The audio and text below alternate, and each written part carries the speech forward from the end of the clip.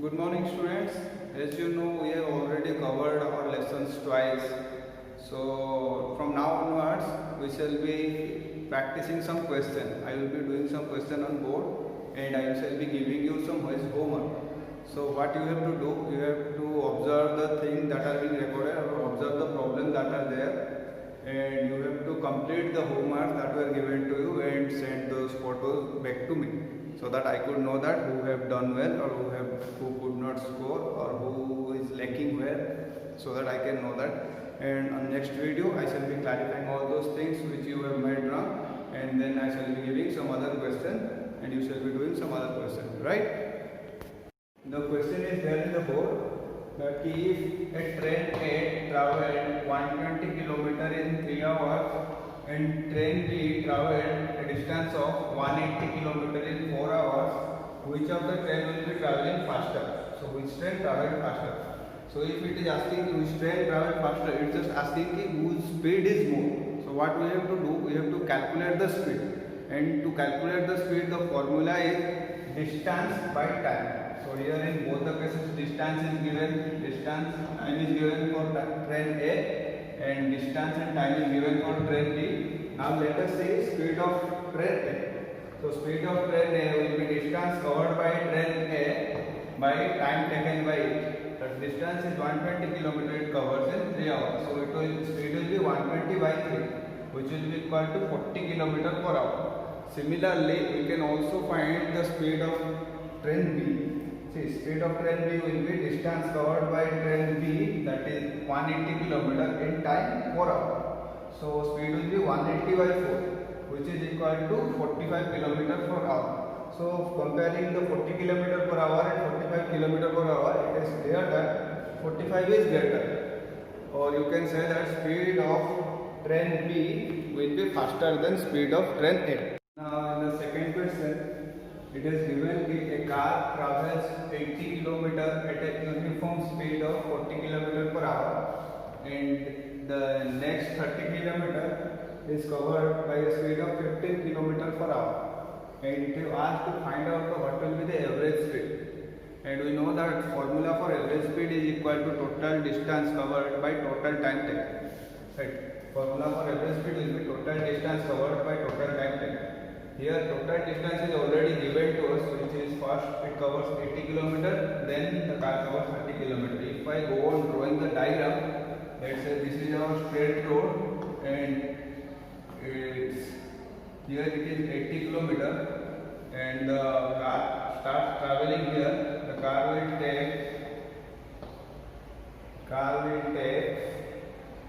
travel the speed of 40 km per hour till it reaches this 80 km point, and then you will proceed further 30 km at a speed of 15 km per hour. Let's say here it will be more 30 km, means here it will be 110 km.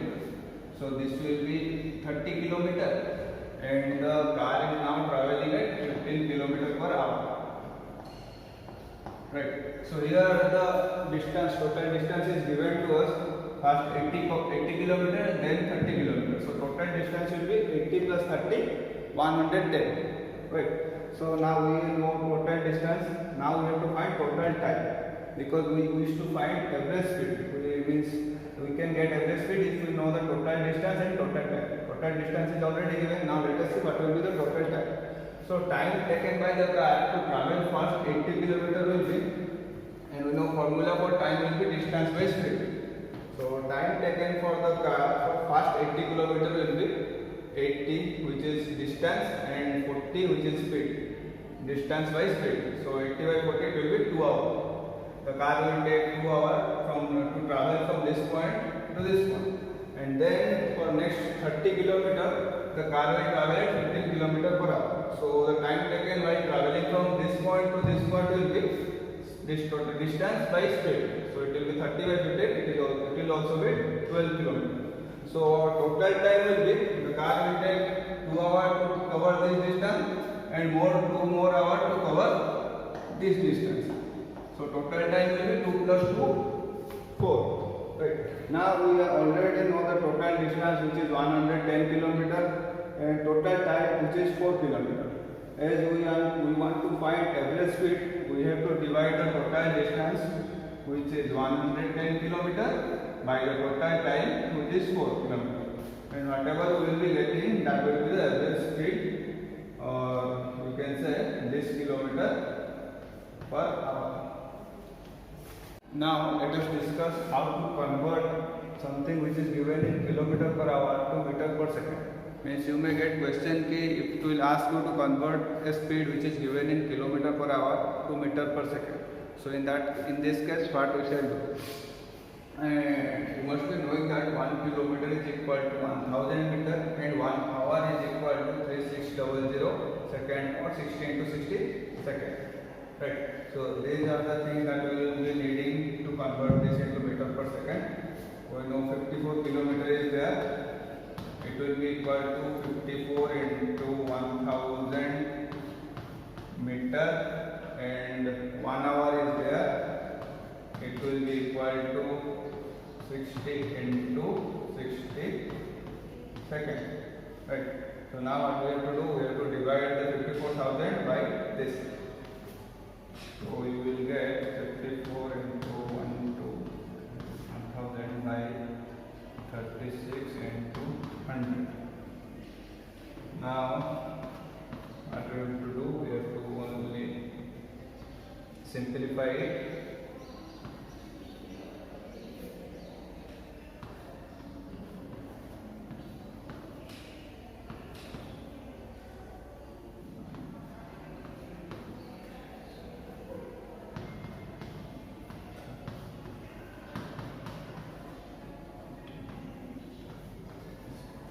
So the answer will be 15 meter per second. Right. So it is that simple. So this type of question you may get. So you should practice this types of thing also. Don't ignore that because it's easy. Don't ignore that it's easy. We should not do. It's easy, so you should do. Because if you now let us discuss a small concept which will say the difference between the distance and displacement. Most of you might have known what is the difference between distance and displacement, but still if someone finds it little confusing, so we shall discuss it a little. So what is distance and what is displacement and what is the difference between them? Distance is nothing other than the total distance covered by the body while traveling. Total distance, how much distance it have traveled, that will be called as total distance, or the total length it have covered while traveling, that will be called as distance. And whereas displacement will be the shortest part from the initial point and the final point, the shortest part. If we take the example of, let's say this is ABCD is a rectangular path, right? ABCD is a rectangular path in which our initial point is A, and after traveling from A to B, then from B to C, then from C to D, and from D to A, our final position is also A, right? So here you can see how much distance the body has covered. First it covered 100 km while traveling to point B, and then it covered 20 km while traveling to point C, then it covered 100 km, then it covered 20 km. So the total distance covered in this case, if someone asks what is the total distance covered here, it will be like 240, as this is a rectangular path. Right. Now you can imagine or you can see that here the point A is the initial point at where the motion of the body started, and point A is also the final point where the motion of the body stopped. Right. So if someone asks what is the distance between, or what is the shortest distance between the initial point and final point in this case, it will be this same. So it is 0. Yes, the initial point and final point are same in this case. So the displacement in this case will be 0. Whereas distance won't be 0 because the body has covered this distance, which is 240 km, let's say. Or these are in kilometer. So distance will be 240 km. Displacement will be 0 because initial point and final point is same. So from this example, you can also see these two diagrams. Right. In these two diagrams, let us say this is our initial point and this is our final point. Let's say this be 4 kilometers and this be 5 kilometers. Right. So what is the distance covered here? So what is the length of the path that body has traveled here? It has started from here, covered 4 kilometers, and then from here it covered 5 kilometers. So the total distance in this case will be 5 plus 4, 9 kilometers. Right. Distance will be 9 kilometers. But can you say what is the displacement in this case will be? Who can say what is the displacement in this case will be? Displacement will be, we know that displacement is the shortest path between the initial and final point. So this is our initial point and this is our final point. So our displacement will be this length. If we measure this length, then that will be our displacement. Right.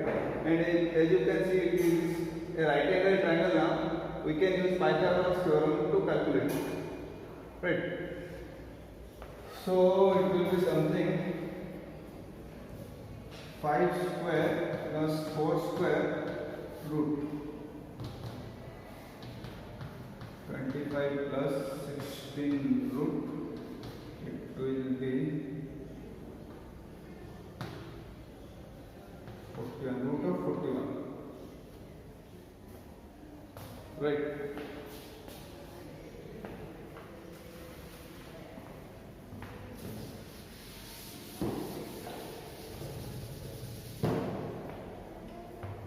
Kilometer, 5 kilometer. Now this is the total distance covered, 4 plus 5, 9 kilometer, and this should be the displacement because it is the length between the initial and final point. It is the shortest length between the initial and final point. So it will be, we can find out this length by using Pythagoras theorem. Then only we can find out what will be the displacement in this case. So this will be a question for. Just imagine that this is a circle of radius 7 meters and the initial point is this. This is our initial point and the body travelled on the circular path and stops at this point, and this point is called the final point. So in this case, what will be the distance covered? What will be the distance and what will be the displacement? That you have to find. That will be a homework for you. So what will be the distance and what will be displacement in this case?